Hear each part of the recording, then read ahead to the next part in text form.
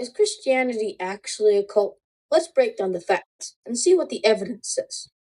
It's pretty clear that cult in this case is used as an insult rather than a good claim. Was Christianity really a cult?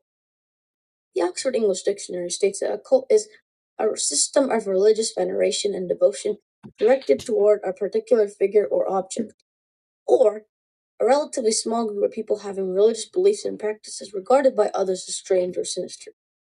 These are not very good definitions.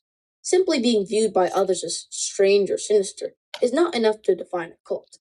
This would mean that something being a cult is objective. For example, atheists may view Christianity as a cult, while Muslims may not. If something being a cult is subjective, then that thing may never truly be a cult. We can also look at the differences between the previously defined cult and a religion. The Oxford English Dictionary also says that a religion is the belief in and worship of a superhuman power or powers, especially a god or gods. Already, just by definition, we can see that the Christian faith more accurately fits into the definition of religion rather than a cult. Oxford's definition is not the only one. Merriam-Webster states that a cult is a religion regarded as unorthodox or spurious. Spurious is an adjective that means not what it purports to be, false or fake. Merriam-Webster arguably has a better definition, as its definition states that a cult is not subjective but objective, by stating that cults are unorthodox or spurious. Now let's see if Christianity fits into that definition. Is there anything Christians are hiding? Any mysterious and malevolent motives behind this loving and caring God? The simple answer, no. Everything that the Bible states is exactly how God and the religion of Christianity is. Sometimes things in the Bible may seem erroneous, but there's no question which the church has not answered in the past 2,000 years.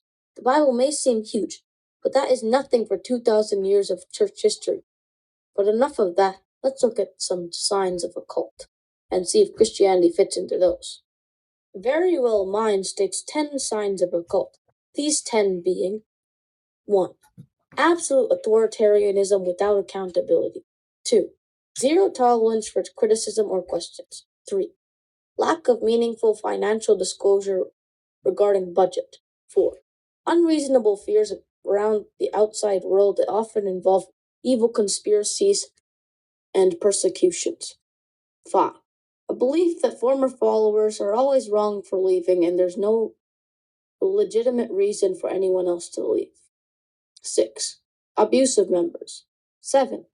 Records, books, articles, or programs documenting the abuses of the leader or group. 8. Followers feeling that they're never able to be good enough.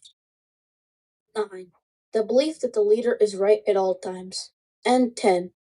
The belief that the leader has the exclusive means of knowing the truth and giving validation. Since it would take forever to go through all of these points, I will only answer the first 5.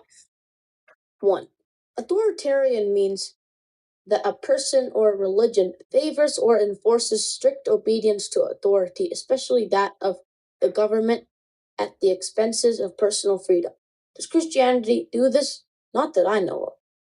Simply because the Bible states, "Thou shalt not," does not mean that the Christians don't possess the ability to break such rules.